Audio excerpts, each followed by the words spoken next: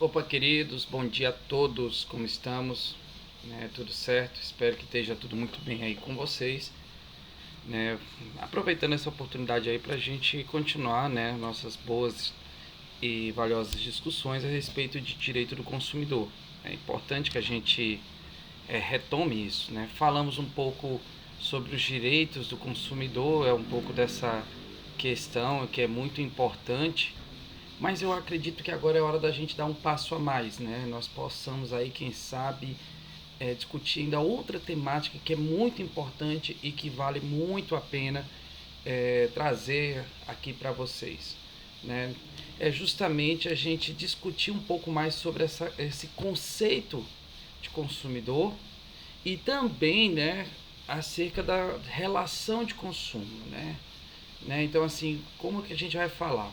A relação de consumo, que é esse processo que envolve, né, a aquisição de serviço ou produto por parte de um destinatário, que no caso é o consumidor, ele tem elementos objetivos, ou seja, eu preciso saber, primeiramente, quem é legalmente, né, por base legal, quem é definido como consumidor, né? Quem é que pode ser chamado de consumidor?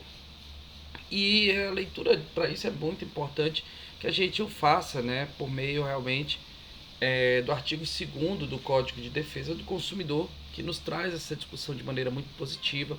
Ele fala para nós que consumidor é toda pessoa física ou jurídica. Isso aqui é muito importante a gente tocar nesse pequeno detalhe de física ou jurídica, ou seja, o consumidor não é somente a pessoa física, que são essas pessoas como nós aqui nos representamos perante a sociedade, fisicamente falando. Mas pode ser uma pessoa criada juridicamente falando, uma pessoa realmente com CNPJ, que, ou seja, uma empresa, uma própria empresa que adquire produtos, né, ou serviços, ela também é consumidora quando ela faz aquisição ou a utilização de produto ou serviço como destinatário. Então, olha só como esse artigo ele é muito importante para que essa discussão ela seja muito positiva. Primeiro, consumidor é tanto pessoa física, que são essas pessoas vivas, são as pessoas realmente que têm a constituição biológica, como também são as pessoas jurídicas, que são aquelas pessoas que são criadas no mundo jurídico, né, e elas existem juridicamente, tal quais empresas, sociedades, né, que são pessoas jurídicas. Então, o consumidor é toda pessoa física ou jurídica, mas não só isso, basta ser só pessoa física ou jurídica. É importante que eu diga o que é que ele faz na relação. Ele é a pessoa física ou jurídica que adquire ou utiliza produto, ou seja, adquire ou utiliza um produto, ou seja, tem dois verbos aqui, ou serviço como destinatário. Então ele tem tanto a aquisição quanto a utilização de um produto ou de um serviço como destinatário. Veja, isso é extremamente importante. Ele é o recebedor final disso.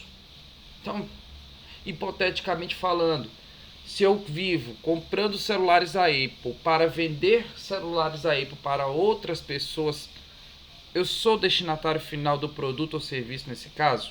Não, eu sou um intermediário. Então, eu posso ser definido como consumidor? Não.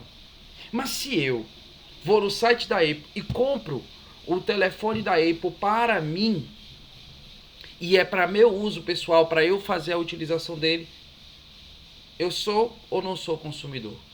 Obviamente, podemos perceber a distinção, né, entre as duas situações. Na primeira, eu procuro o site da Apple para comprar o produto deles e revender para terceiros. Eu não termino utilizando ou fazendo uso do produto. Na segunda hipótese, eu compro e realmente eu aplico e exerço o uso desse produto. Então, o consumidor padrão é aquele que é o destinatário final, né?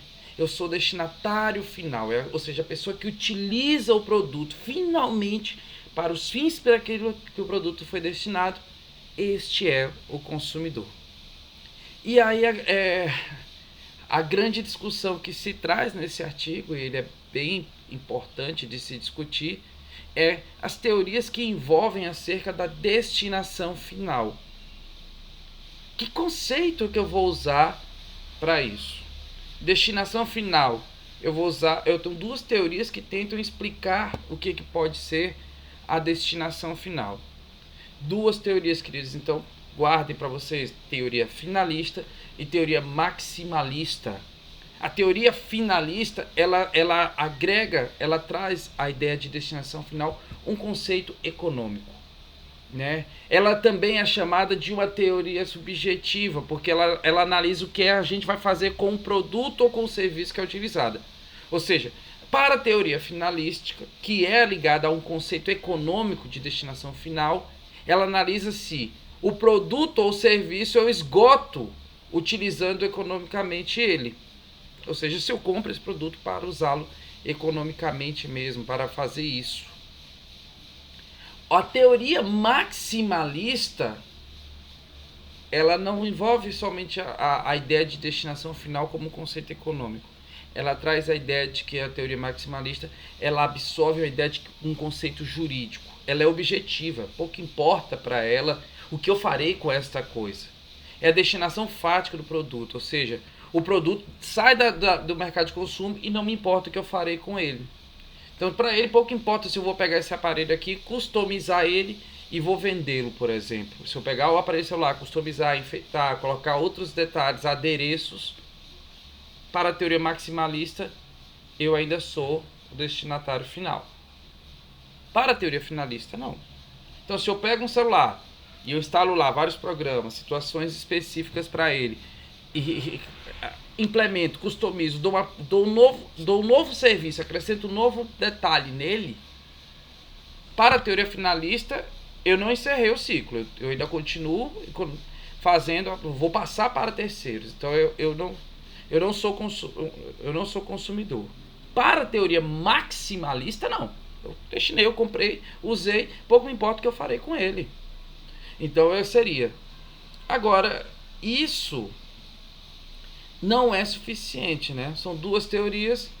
E aí tem as vulnerabilidades, né? Lembram quando a gente começou a falar de consumidor, que ele é um direito fundamental, que para eu aplicar a relação do direito consumidor, eu devo levar em consideração o interesse social que é feito, né? Ele é um direito fundamental. A proteção da relação de consumo é uma relação de proteção. Lembra que a gente protege o consumidor, que ele é mais vulnerável, né, da relação.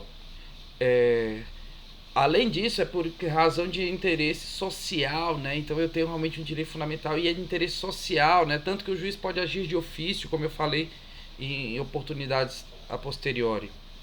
Então, se eu estou dizendo que na relação de consumo eu tenho vulnerabilidades, que o consumidor ele larga numa posição de desvantagem nessa relação, e aí surge esse arcabouço legislativo, que é o Código de Defesa do Consumidor, com o intuito de equilibrar esta relação que ela nasce desequilibrada entre o consumidor e o fornecedor. Então nós precisamos apontar algumas vulnerabilidades para eu determinar se aquela pessoa realmente ela é consumidora ou não. Se eu sou uma loja especializada em comprar aparelhos celulares para depois eu revender, eu sou consumidor da Apple? Será que eu tenho vulnerabilidade técnica, que é um critério para eu definir se eu sou consumidor ou não? Será que eu tenho? Agora, se eu sou uma pessoa física que viu o celular, achei bacana, eu olhei, poxa, esse celular é muito bonito, né, cara? E eu acho que ele combina comigo, eu acho que ele tem bacana, olha, 3 câmeras. E eu olho, eu nem sei qual é a memória RAM dele direito, não sei qual é o processador que está rodando dele, eu não sei o que é que dá para eu fazer todos os usos dele. Será que eu tenho um conhecimento técnico tão bom quanto uma loja especializada em venda de celulares? Será que a vulnerabilidade técnica existe nesses dois casos? Ou só no caso daquela pessoa realmente específica? Naquele que eu não sou profissional, né?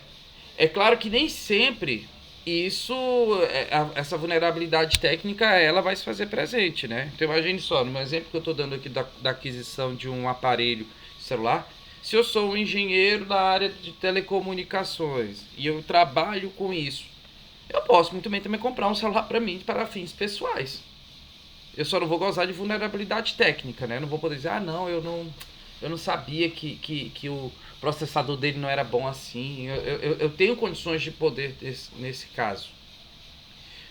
É uma vulnerabilidade. Então, olha só, quais são as vulnerabilidades que a gente pode identificar em um consumidor comumente? Comumente, quando há uma relação de consumo, a gente verifica que o consumidor é tecnicamente vulnerável, né? Se vocês olharem a caixa do aparelho, você não vai conseguir entender tanta coisa, né? E mesmo que lá tenha tantas informações, eu particularmente, eu não sei a diferença muito de um processador para o outro, sabe?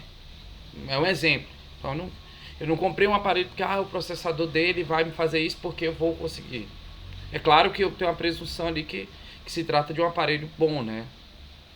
A vulnerabilidade fática ou econômica. Ele tem um conhecimento, mas ainda assim está em desvantagem em relação à parte. Ou seja, por mais que o Rafael tenha algum conhecimento, na aquisição com a Apple eu estou numa desvantagem, né? Então, na relação de consumo. Agora, uma loja especializada em compra e venda de aparelhos, acostumada com isso, será que ela está sempre em desvantagem? A vulnerabilidade jurídica ou científica, ou seja, já falei duas vulnerabilidades: técnica, a fática ou econômica, e agora a terceira, que é a vulnerabilidade jurídica ou científica. Eu não tenho conhecimento específico em determinado momento, pode ser jurídico, contábil ou econômico. Eu sou um caso de um consumidor não profissional. Eu compro de acordo com a necessidade que vai aparecendo para mim, então eu não tenho um conhecimento técnico. Então, por exemplo, a Apple me vendeu o aparelho sem o carregador. É correto? É incorreto? É certo? É errado?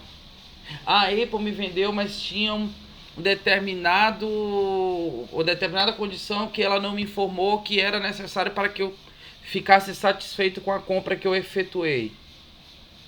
Eu não tinha um conhecimento técnico científico para tanto. A Apple tinha. Então compensaria a Apple me informar, me dar consciência nisso.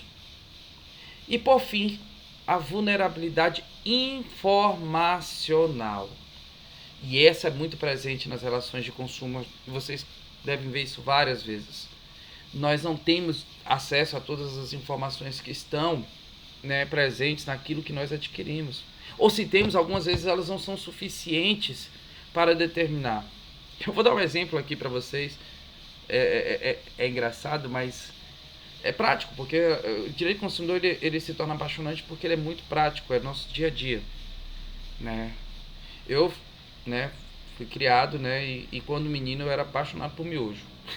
Eu gosto muito de miojo. É prático, né, gostoso. Eu até estudei a história do miojo, só para vocês terem ideia, né?